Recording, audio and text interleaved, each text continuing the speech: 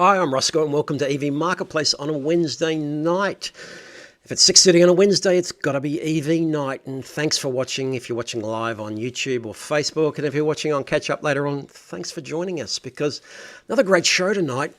We've got Brendon Green, who's General Manager Automotive Services from Pickles Auction House. And what are we talking to Pickles? Well, they've led the way in used EVs. And as you'll see tonight, talking to Brendon, who we caught up earlier this week, and we've got in the second half of the show, they've done some magnificent work, and they've had an incredible month in March, what we're now calling massive month or monumental month or incredible March for EVs.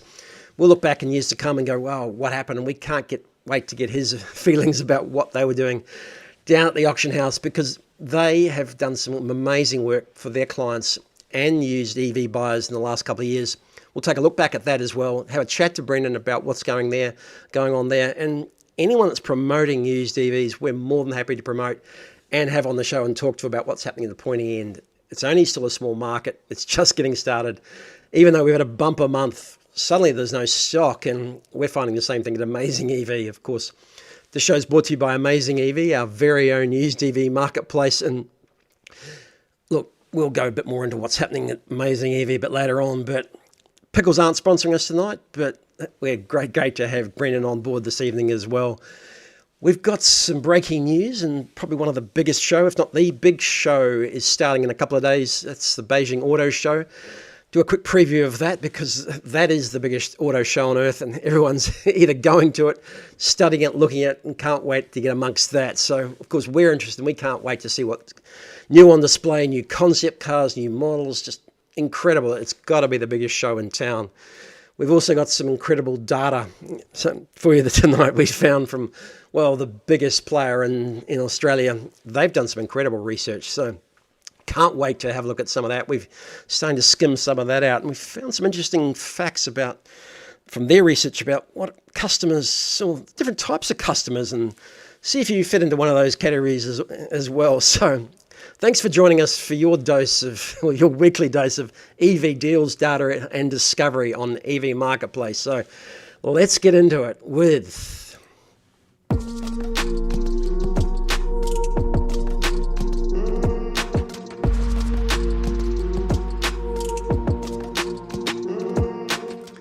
breaking EV news this week. And of course, it's the Beijing Auto Show starting in, one day, 16 hours, 26 minutes and 36 seconds. It's got to be the biggest show in town.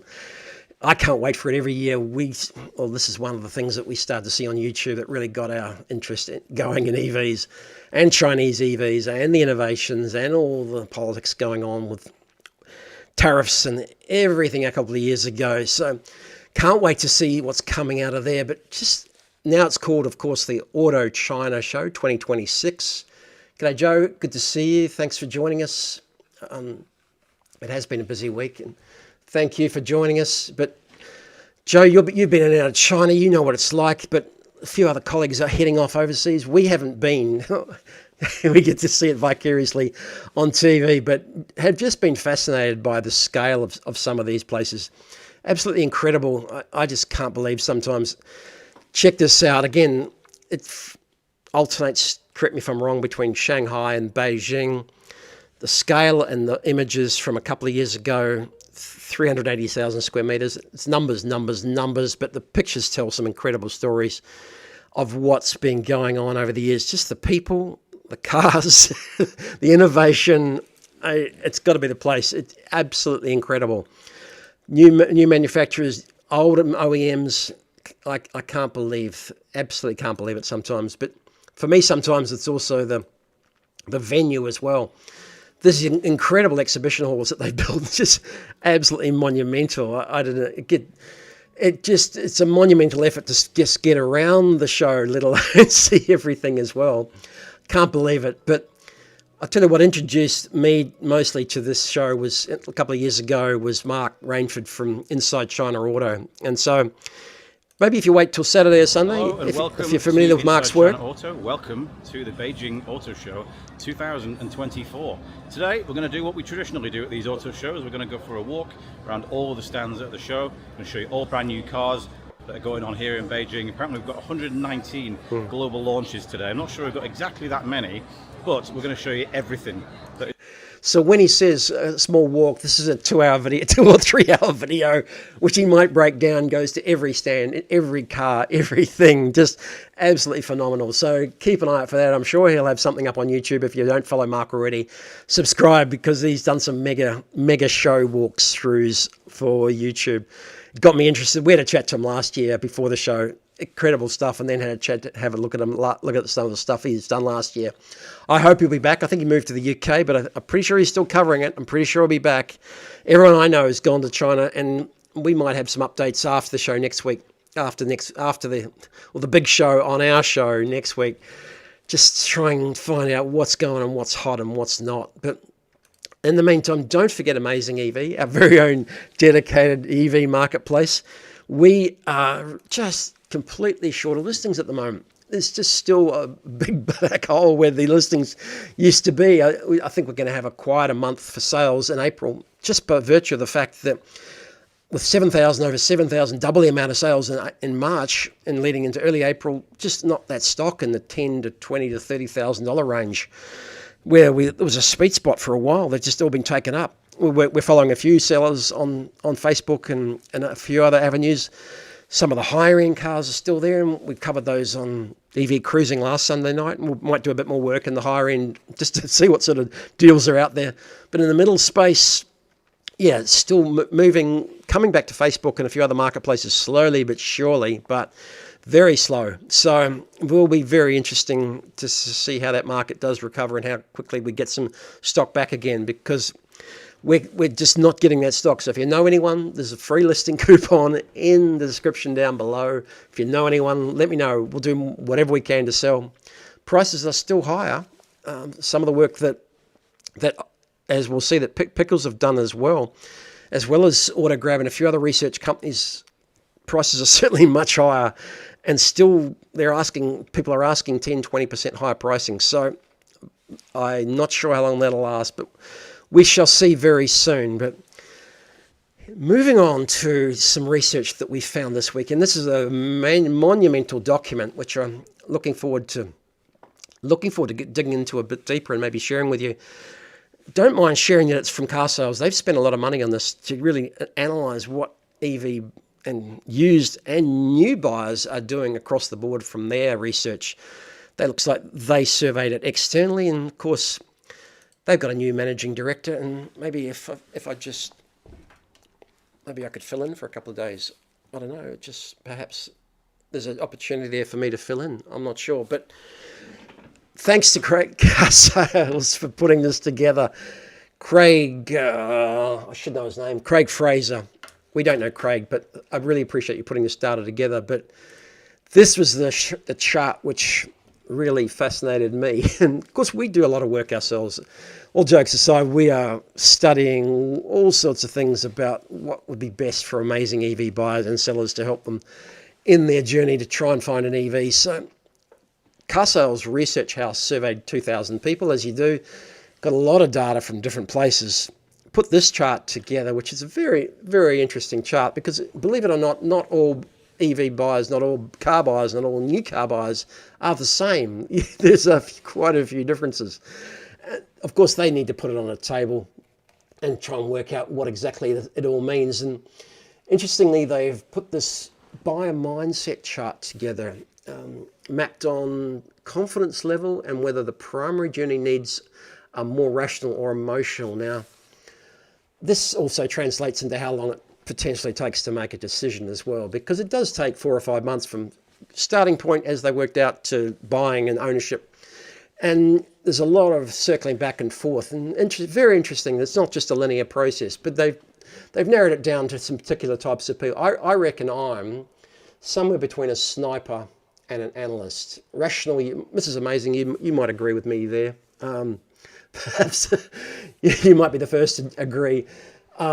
Sniper in terms of getting the smartest deal, just locking on to something and being pretty savvy about what you think you want.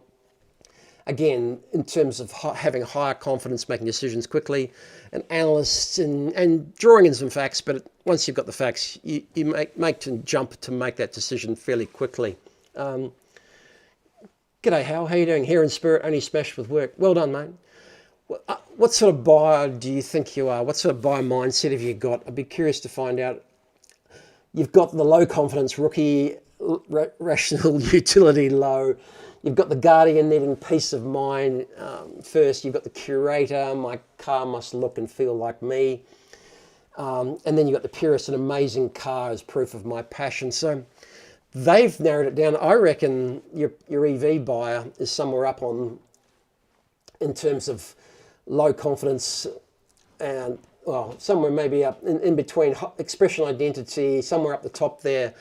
I reckon they took a jump into the frying pan a couple of years ago, 3 or 4 years ago, and they just thought, we'll go for it. I'm not sure if there was much rational utility. I think there was identity expression, and they didn't need much confidence. They just knew that this was the right thing for them. So I think there's a new category of EV buyer up the top left there, which could be explored further down the track.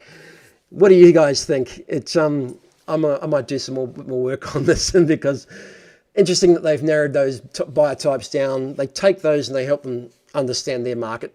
Like every big company's doing a lot of money, spending a lot of money. So we're happy to see what sort of buyers are out there. EV buyers, I reckon, are more top leftish, if anything else, so far on the journey. So let's wait and see. Joseph, what do you reckon you are? Let me know. And we're going to come back to this because it fascinated me. Maybe some things don't fascinate you as much as they fascinate me.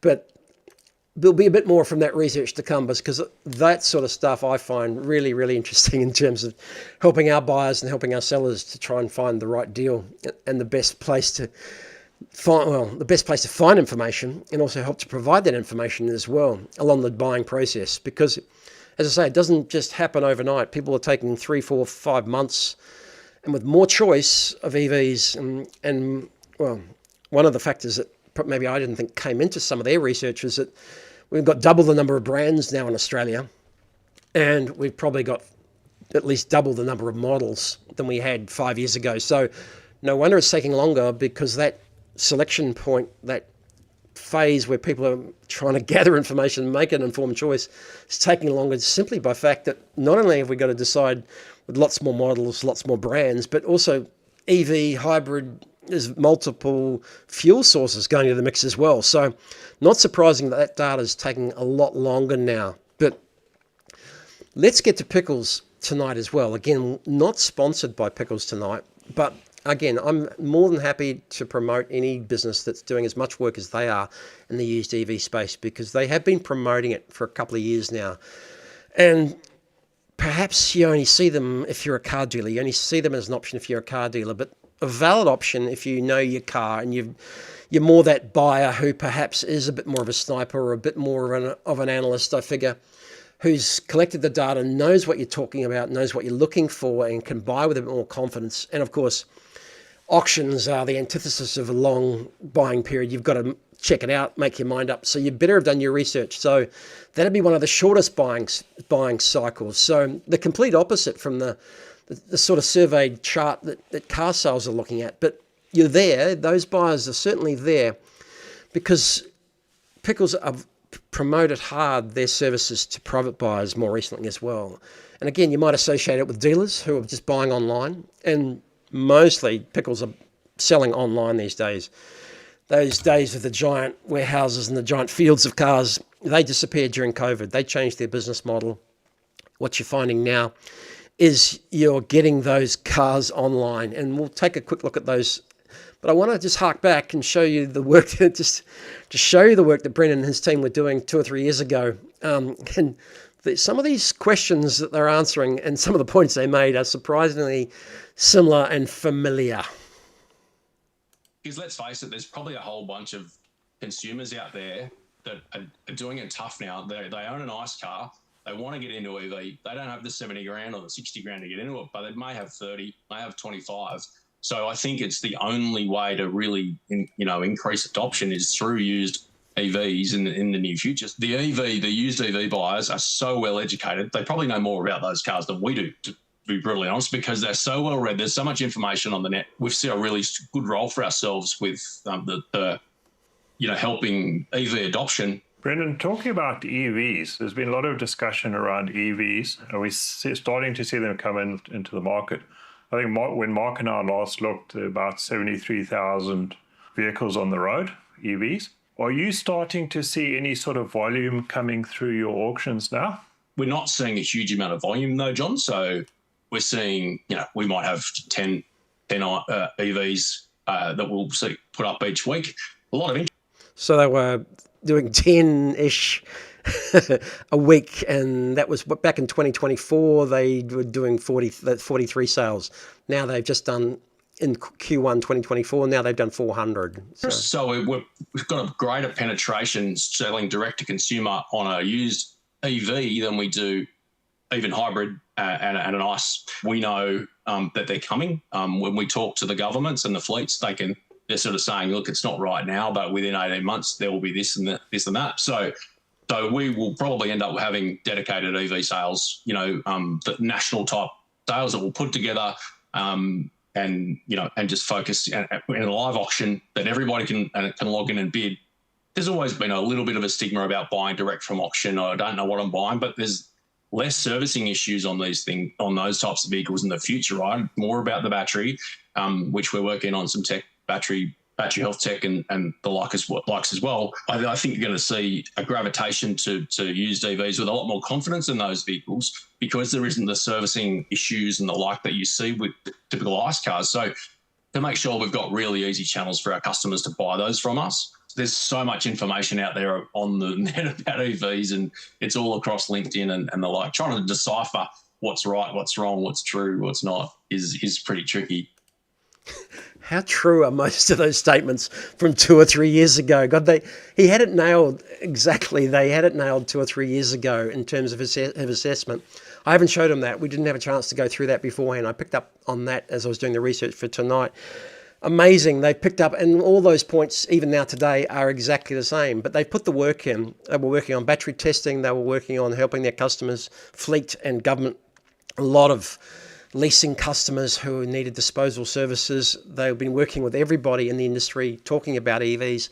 They carved out a special market for EVs. They've carved out battery testing, and that's what's been one of the catalysts for really pushing the market along. We'll go to in that space is that, and we've talked about it before, and congratulate them on the EV battery testing. So currently 42 cars for sale, and I teasingly put the heading on this, are there any EV auction bargains left? Because, well, that depends on the seller, because they set the reserve. Everyone has jacked up their prices a bit, and the dealers are short of cars, the private buyers are short of cars. But again, the battery testing is on every car that they can possibly find. They'll put that battery test as a first or second photo and image on every car that they've got listed. So they knew that was going to give extra confidence. And again, thanks to Nathan and TestEV, who have worked with Pickles to get this in place. And again, it's going to become a currency, because the battery testing has worked out, as we've all seen, much better than we all thought. Absolutely brilliant. So sadly Mark doesn't like dual cabs. I have seen this development and them grow, and they're still getting stock through from the fleet sellers and their fleet customers. So yeah, perhaps there is an answer if you're looking to buy at the moment and you can't find something on any other marketplaces that looks like a reasonable deal. The Pickles auction might be the place. Again, if you're that sort of buyer that's confident and you know your stuff and you've done your research, this is the sort of place that you can still grab a bargain, perhaps, and bid for. The dealers are pretty much short of stock at the moment, and they're competing hard. They've also, unfortunately, uncovered data like this. It was on LinkedIn a couple of weeks ago, or a week ago now. Tesla's Model 3 up 38%, Model Y is up 23%, Polestar 2 long range up 18%. So that's coming straight from their sales data through the auction house. And they had previously let us know that they had gone from sort of 40 to 50% clearance rates to 100. So there was a quick mismatch between what the sellers were looking for and the price guidance, and suddenly what the buyers were prepared to pay for. that will get rectified. As I say, the sellers will work in concert with Pickles. But look, it's brilliant and great work they're doing. So look, without further ado, let me introduce Mark to you. We recorded this earlier in the week. He had another fantastic auction last night where they were doing some luxury EVs, got 100% clearance. So he's a happy man. He's been committed to this. They've done incredible work. So hopefully we can stay in touch with him. But sit back and watch this video for the next half an hour or so. We have a chat to him about what they've achieved and his commitment.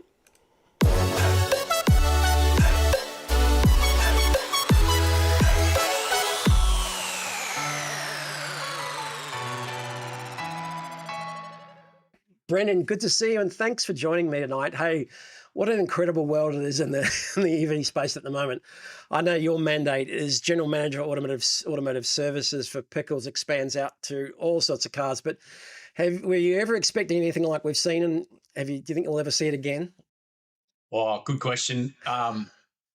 Just crazy times. It's hard to describe the last 6 weeks. You know, if it's been 6 weeks, just absolutely off the charts. You know, for us, we made a deliberate play in the last back in 2023 to start to understand EVs a bit more, with a view to thinking, you know, it's going to get there in the future. And then all of a sudden, the hockey stick attraction to EVs in the past 6 weeks has just been hard to fathom. Yeah, correct.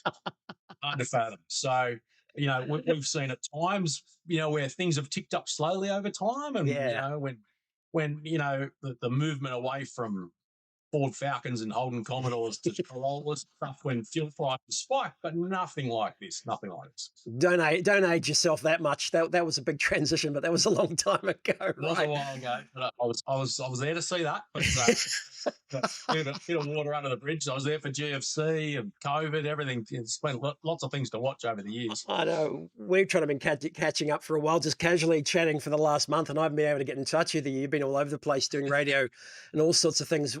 What's been the sudden demand from Pickles' perspective, for your opinion? Well, look, I think we just placed ourselves early days to be, you know, particularly with the batteries. We started testing batteries in 2023. We didn't know much about them, and we just could see them more customers asking us questions. We wanted to know more. So we just started off our own bat testing, a couple of partners we tested with, and then went live with the Avaloo solution, which has been really good across Australia and really helped us to understand. So, you know, we weren't experts. We wanted to become experts because our customers are asking all these questions.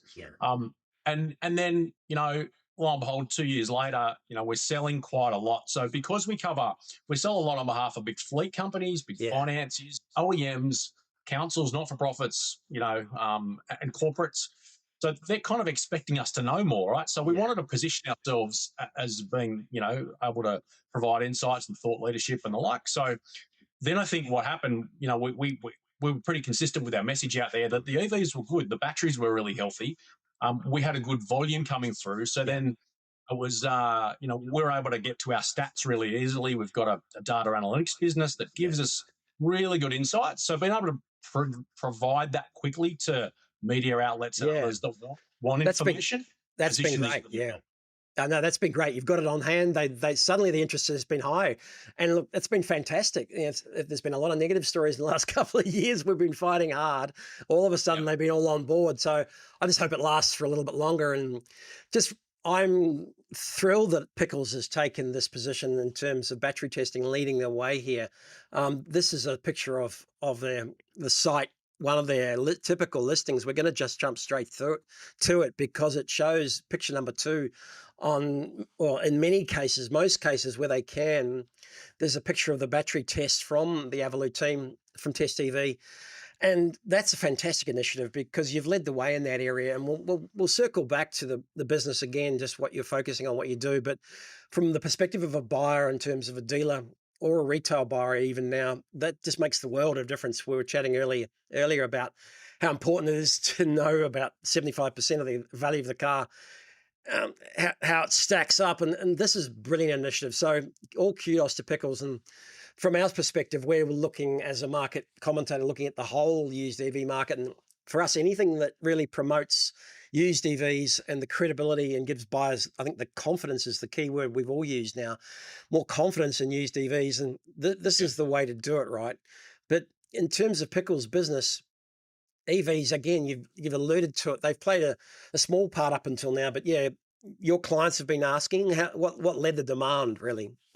Yeah, so I guess being very close, a big part of our business is fleet and government. Yeah. That's over 50% of what we sell. So it was really important that those two they're big buyers of EVs at the end of the day, and they've got a lot of expectations. They've got customers at various levels that want those cars, and there's the ESG piece that's pushing along corporate to think about it more, and the government's kind of leading the way with climate teams and the like. So they're heading down that direction. So we wanted to make sure we could stand up and have dedicated areas. So we've got a dedicated EV auction, EV and hybrid auctions we've got now. It's been around for a long time, right? But having the EVs come through and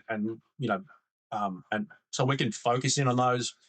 So, but then there's cars that are sold right throughout the live auctions, whether they're government fleet auctions as well. So it's not all just EV auctions that we run, but we want to have dedicated pathways for people to find them. So there's like a landing page on our website so people can find them nice and easily, and there's blogs on there and other bits and pieces as well, which just helps people that, coming to Pickles for the first time. We get visited by a lot of dealers, but also a lot of consumers that hit us at the same time, just looking for, and that's always been the case with Pickles. Interestingly, think about ICE cars, we would typically sell about 70% of our ICE cars to dealers and 30% to mums and dads. Yeah. It was actually the inverse before we put the certificates on there, because dealers are all a bit nervous about it. We're selling 70% of used EVs to mums and dads, and then 30% to the dealers. So for us, it was a big education piece along the way to bring the dealers along. And I think they are there now, and they're now buying, saying, hey, if I don't have EVs in my life, I'm not getting phone calls at all, right? So it's changed 180 degrees for a lot of those guys. And you can put that down to a large part to the battery testing, I think so. Like it's, they're able to grab those certificates. They can, there's the tile that you showed as well, but there's also a PDF document that they can download and look at it. Mums and dads can actually do that as well. And so that enables them to use that back with the transaction, particularly the dealers. I think they had people coming into their yard when they have the odd Tesla, and they'd say, can you tell me about the battery? And they go, but it's still in warranty. No problem. You'll be right with Tesla, won't you? You'll be right. Yeah. Was the story for a lot of them. Plus, a number of them got burnt during the COVID period when used EVs were really scarce and they were paying top dollar, and then there was some repricing of OEM, by some of the OEMs, and the used EV prices tumbled back down. Plus, supply sorted itself out, so it was going to stay as escalated. And so I think a few of them bought some EVs, got a bit burnt. Yeah, and that's that graph tells it, right? That yellow line peaking at 180%. I was going to say, we'll use this chart to look at the sudden sort of transition to the sudden peak upwards, but also just hark back again to that post-COVID 22 period. And the yellow line is there, the EV price index, and these aren't outright numbers. These are index numbers on a relative sense between ICE cars and EVs. So, but the comparison makes interesting reading because the real spike up in EVs after those first cars came out, and dealers got a bit burnt, didn't they? They were getting some good premiums on cars that they couldn't be sourced new. And that spike in 22 shows that on the price index. Yeah, and I think that was an adjustment to some RRPs and supply. They were the two catalysts to, so we were really pleased when the start of end of 23, when prices started to stabilise. I guess it did dip a little bit, but that was more seasonality, where it dipped below 100, and then it sort of stayed and plateaued at, sort of around the 111 odd %-ish, and sort of dipped and the like. But and then it's that last little dip there right at the end of the graph is going from March up to April, and I can tell you April's now upwards of nearly 120%, right? So it's gone. April itself has gone through the roof. So that's all of March, and it didn't. We only sort of had 2 weeks of the hyper focus on those used EVs, when everybody said they all of a sudden need to buy one. Amazing times. And so you've seen that. We've seen it privately, and you've seen it through the dealer network as well. Yeah. Mm. Yeah, look, that's, it's a combination of dealers and private buyers buying them, right? So, but I think, and so I think the dealers were a little bit nervous about getting back into used EVs.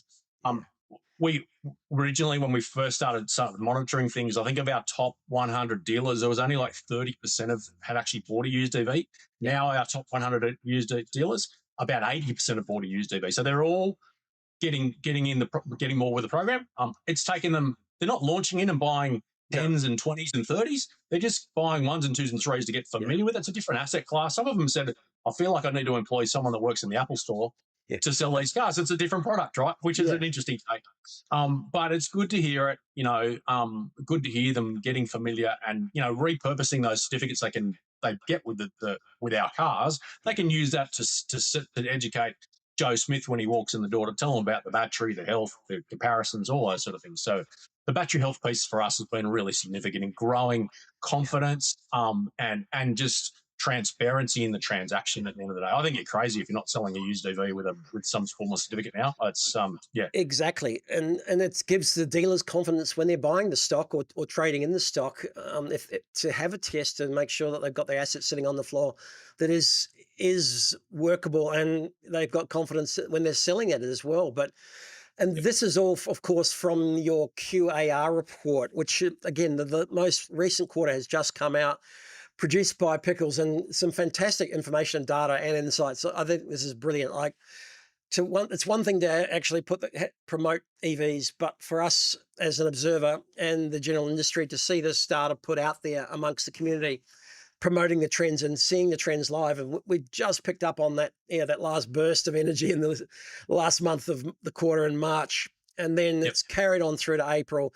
But just brilliant from your perspective to put that out there. And again, I noticed that it looks like it's a third-party data company that's putting this forward. So again, to have that validity, and then these sorts of numbers that are coming through. So brilliant that you're putting that out there from my perspective. But this chart for me, the clearance rates tells the story, doesn't it?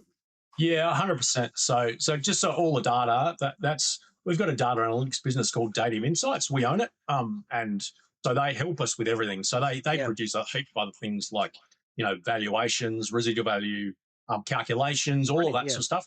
They power through us. So we're able to leverage that in getting the data, which probably feel like we've got a bit of an unfair advantage to others. With having that in the kit, right?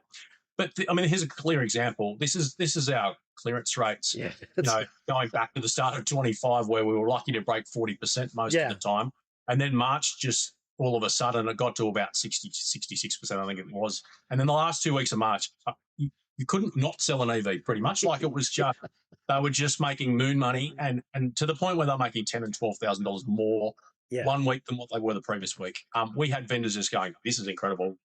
How can I send you more?" Right. So the problem is, I think people are trying to work out, okay, if I send you more, I don't have those EVs to offset my heavy fuel ICE costs at the moment. So it's a bit of a catch-22, right? Prices are through the roof. So if you've got early generation EVs, now's the time to sell them, particularly if you can, because look, I think prices have elevated. We might get to that a little bit later. Will they stay there forever and a day? It's hard to tell, but we might get to that a bit later.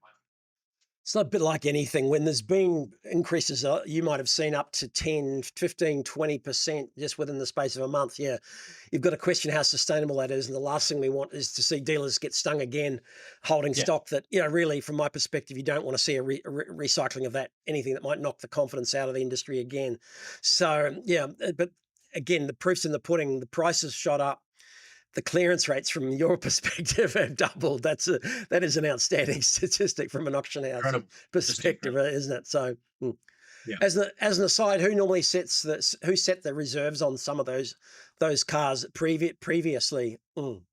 Our vendors always set every reserve. So we put a valuation forward, and they can align with it, or they might say, actually, I think it's $1,000 more. All right. Normally, we're pretty well aligned. We're not out by miles. If we're out by miles, we tend to say, actually, we're unlikely to sell your car. Don't bother sending it to us. So you get some people, with some pretty high expectations. It's not normally worth going through the process, but most of our vendors we work with for a long period of time, they understand us. Our valuations are genuine. And so normally the valuation and the reserve are pretty well aligned most of the time. And yeah, this one also I wanted to show as well, just in terms of the numbers that are growing, again, off a small base, but it's great to keep these stats because these numbers will look like thousands in a couple of years' time as the market grows. But just it's good to hark back, even in the short space of time that you've been following it and dedicated to it, which again I'm thrilled about. And keeping these numbers, again, we'll look back and that's that's a 1,000% increase, I think, 43 to 400, something like that. Again, incredible numbers, but yeah, it's great to see that in a short space of time. Yeah, I mean, the Q1 26, half of that came in March. We're nearly 200 cars in March. That was a record for us.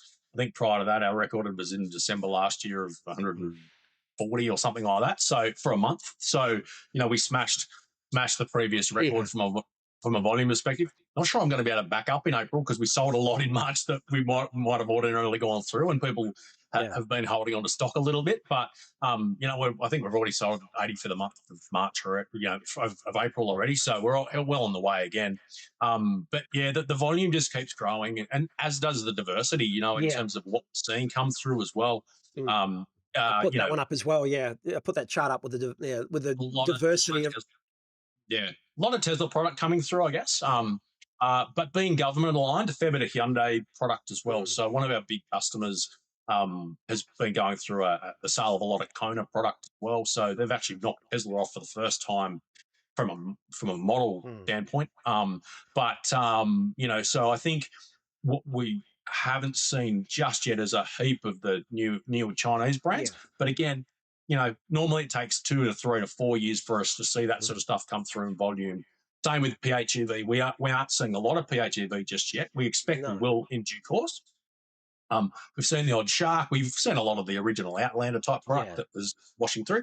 But we'll expect to see more PHEV in the not too distant future, as we will more of the more Chinese-made vehicles.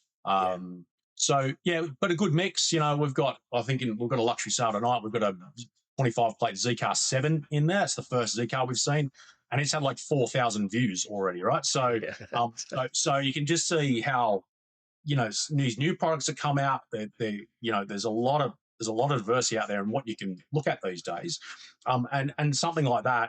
We know he's in really high demand. They've been selling really well. So as soon as they come through to us, our website's quite powerful because we've got a lot of dealers and a lot of private people coming to us and looking at those sort of things. So there's 4,000 views on that. There's another 4,000 on a 25-plate Model Y long range as well. So, equally, there's 12,000 views on a 24-plate Huracan, Lamborghini Huracan right now. I know we shouldn't be talking about ice cars. Yeah, this is I normally ask my guests the EV aha moment, but I'm not going to put you to shame because I know you don't drive an EV. So, and I know part of your business is still ice cars. I saw that post on LinkedIn about the performance car as well. So, I do respect the broad base of Pickles auctions business model just at the moment, right? So, but yeah, I won't cut that out. I'll leave it in. It's fine. Ordinarily, most of our cars might only normally get 500 views, right? So even having 4,000 views on a Z-Car or a Model Y is extraordinary, right? It is. That is outstanding. Yeah. So, saw the Google search go up. Yeah, the Google for EVs at the same time as the Google search for petrol prices went up. It was in that ABC article. I didn't pick it up again this time, but yeah, saying the search went off the dial. Our search on AmazingEV went up 100% during March as well. And I was curious if you could comment on whether you're seeing from the client's perspective, the fleets and your clients, whether they are diversifying away from Tesla or into some of the newer other brands as well. Do you get much noise from them about what the buzz is on some of the different brands that they like, including some of the new Chinese ones? Yeah, look, I think a lot of them have buying policies, or they've tendered previously as to who they can and can't buy from. So they've probably got to go through a cycle and come up for who they can buy from. Yeah. So a lot of them have traditionally gone, particularly the governments, have gone back to the Kias and the Hyundais who are already on there from an ICE perspective that were pre-approved. So it was easy for them to drop in the Kona and the Ioniq and others. And so a lot of that's been sort of coming through. But I know BYD's out there, Nissan's out there, and then there'll be more that'll keep going through because I know they're all actively looking at what makes up their fleet, and they know there's a lot more brand choice. So it's probably created a bit more work for the governments. The fleets have got more flexibility. It's whatever the corporate would prefer. Again, 5-star, everything's got to be 5-star or they won't want to touch it. Yeah. But we'll see more and more diversity just flow through. I've been seeing a bit more Kia product flow through.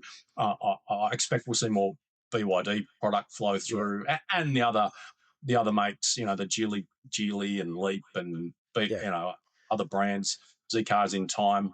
So I was curious. Yeah, I didn't want to get too political, but yeah, some governments at some levels have different policies. Let me call them different policies about buying Chinese product or apps or services. So I was curious to see if any of that bias had shown through still, but sounds maybe that they're a bit more considerate. There's a bit more consideration taken to Chinese EV and car makers than there is some other services. But we won't delve. We won't go down too much down that political rabbit hole. So no, but I think we'll see more novated cars start to flow through too, because the XPT exemption was 4 years ago. The average length of a novated lease is generally around 4 years. Yeah. So there'll be a fair bit of diversity with the off-lease novated vehicles that will start to flow through because they've got choice. They can choose where they want, right? They don't have to be government aligned necessarily. So we'll see a lot of diversity flow through. With some specific services to sell novated leases as they come to fruition. We'll pay out the balloon and give you an upfront valuation and all those kind of things. So we expect more and more diversity to flow through from the novated books that will start to mature soon too. Yeah, and certainly on price.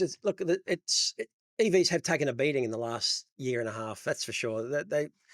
There was some pretty good brackets and pricing maybe on Teslas from my perspective was starting to fit into some particular grooves, both at wholesale and retail level. So at least Tesla, although maybe they were 40, 50% of the market, there was starting to get some categorization in there and some predictability and some reliability, which has been a good thing for buyers and sellers, albeit pretty heavyish, probably depreciation. But yeah, certainly sellers in the last month or so, if you timed it right, just by luck, you have had an opportunity to get something back closer to more realistic depreciation than you might have had in the last 12 months. And well, if nothing else for sellers, that's provided an opportunity as well. And again, I don't think buyers are getting a bad deal in the whole scheme of things. No.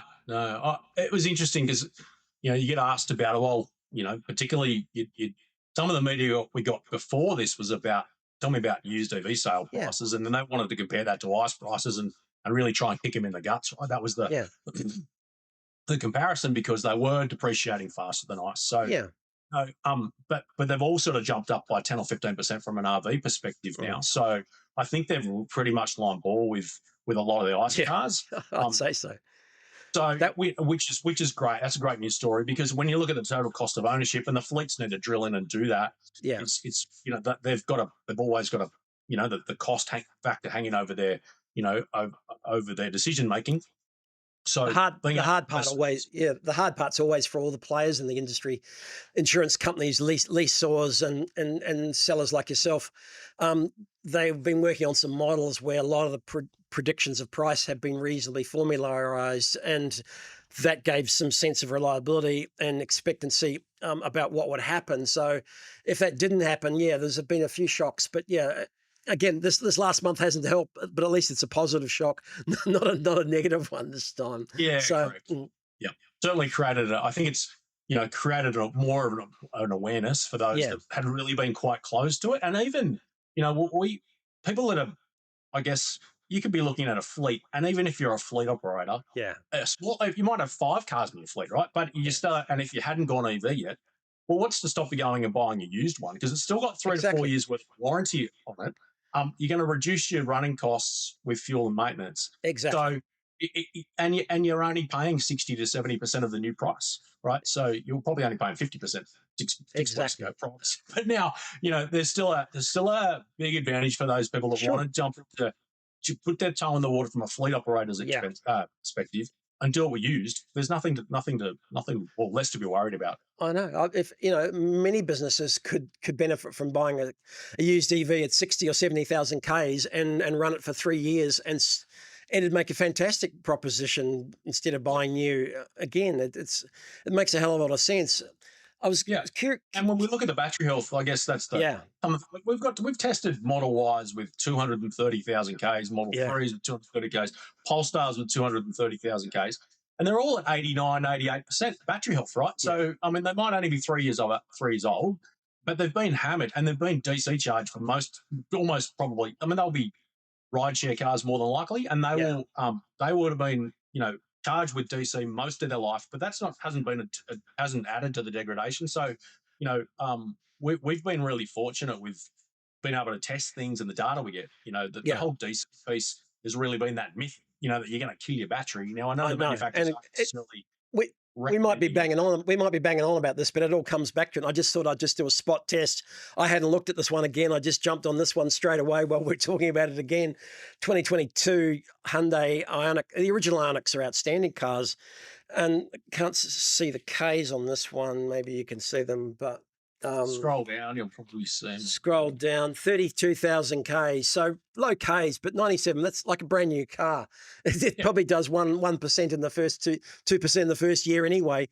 It's basically brand new, 97.3%. Oh, that is outstanding, right? Yeah, correct. Let's not. Yeah, look. I mean, that's been one of the keys. I just wanted to see if you'd just seen any tick down in. Has it affected your ICE business in the last month? I haven't seen a big fall off, and I know the used EVs are a very small part, 1.5% of the whole used car market in Australia. So we're talking small numbers here, really encouraging results, and a big spike because of the low volumes. Really, I think the number of cars that were sold, and based on some stats I've seen recently, the number of cars sold, used EVs in March was over 7,000, basically double the previous month. So it's pretty much wiped out a lot of the stock that was available for April and May, and we'll have some flow-on effects while new stock comes to market. But we didn't really see a big tick down in used ICE. Did you see much from your perspective? No, look, I mean, we sell 70,000 cars a year. Yeah, 2025, 1,000 were EVs, right? So Yeah. it is. We sell a lot of ICE at the end of the day.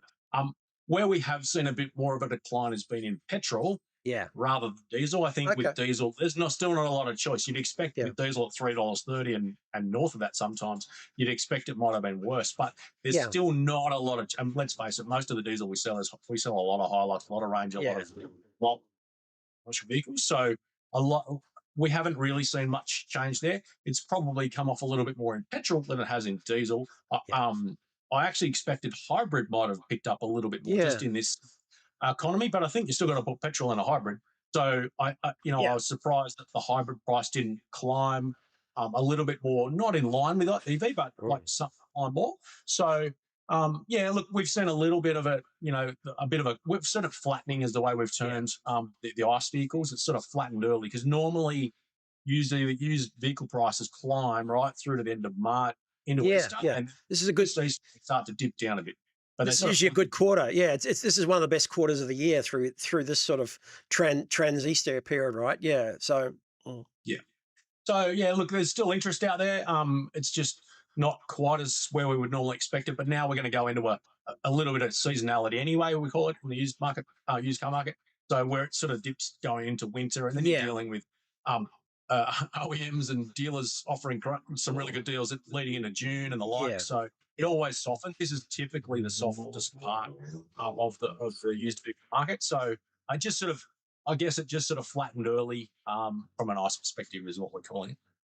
And I just want to just touch briefly before we go, and thanks for your time. I really appreciate it. Just on the broad base of your assets that are flowing through Pickles, and we've seen a lot of interest and uptake, and suddenly, and there's a lot of work being done in the big heavy truck sector, and there's a lot of arguments being put out publicly between those that are for and those that are against, and I guess heightened totally by the extraordinary, ridiculous cost of diesel at the moment.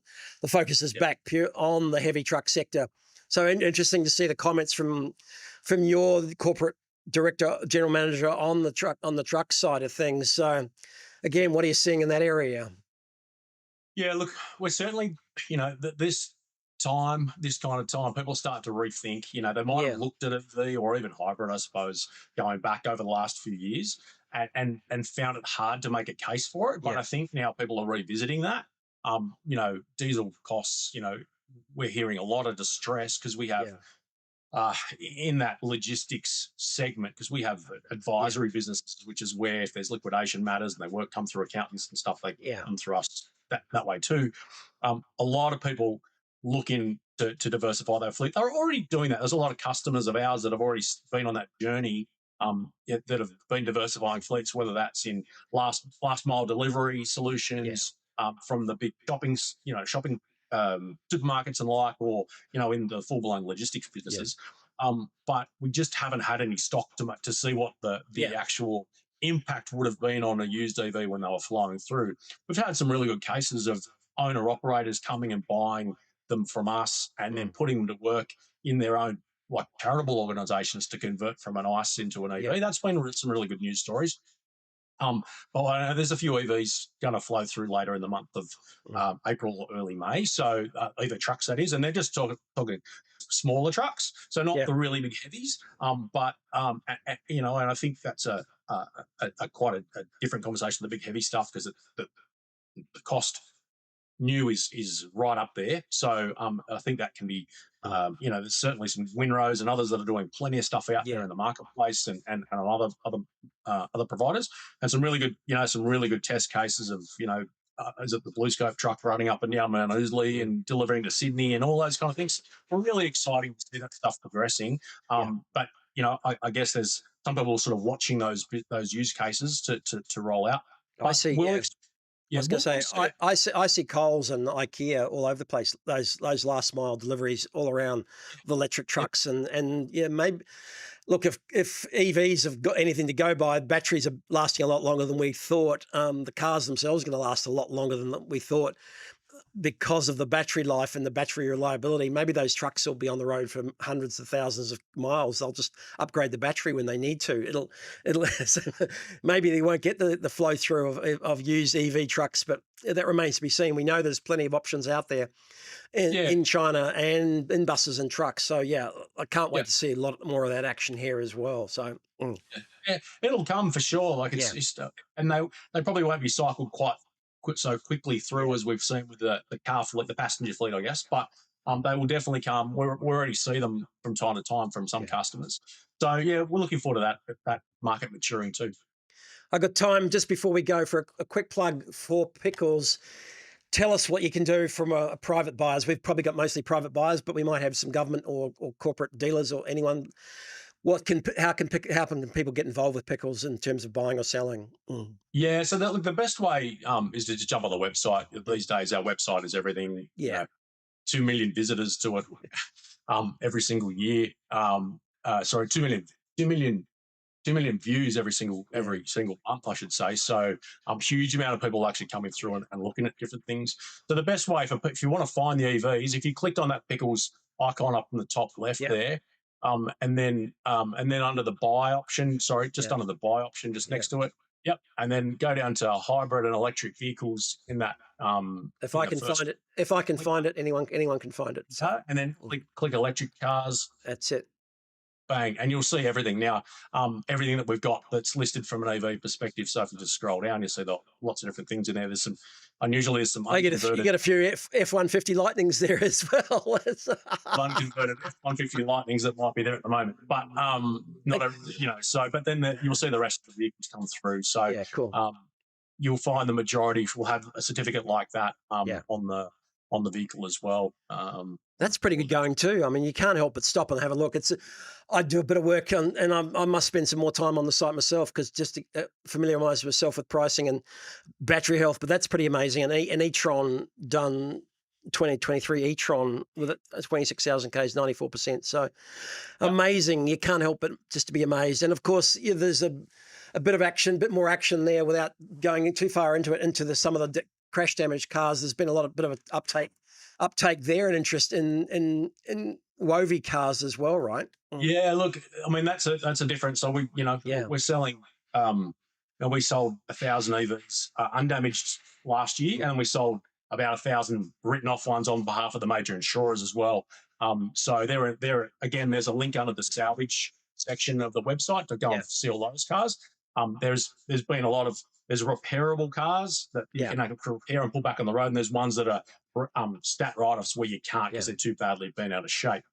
So that's a completely different arm to Pickles, but we're just seeing a lot big uplift in the repairable cars as well. People that might be able to buy one and then find the parts to repair those cars, and equally we've got people coming and buying them the stat write-offs to harvest the batteries, to think about repurposing those batteries for home application and all that stuff, which that stuff will play out, and maybe that's another separate conversation for another day. I know. Right. So if someone can find a use for an EV, they'll find a use. They'll get it back on the road, or they'll put that battery to work somewhere else. That's no doubt about it. It's a completely different world. But hey, thanks for joining us, Brendon. That's been brilliant. So all the best to you, and I hope Pickles keeps succeeding and kicking some great goals in terms of EVs, because it's good to see you leading the way in promoting the used EV space, and we're running along behind you. So well done with the EV battery testing and generally just promoting that amongst your clients as well. So thanks for joining me, and hopefully we can catch up again soon. So thanks for having me on, Ross. Appreciate thanks very much. That was Brendon Green, the General Manager, Automotive Solutions at Pickles Auctions. Great insights, and they've had a bumper month. He's been everywhere talking EVs and the interest that they had from their dealers, and everybody has just pumped up prices, pumped up demand, and pumped up clearance rates. So he's a happy man at the moment. But yeah, look forward to joining us next week. We've maybe got special guests and, plenty more action before then. But in the meantime, we'll go out having a look at the cruise around the AmazingEV website, and look forward to seeing you next time. I'm Rosco. Thanks for joining us. Can we do it?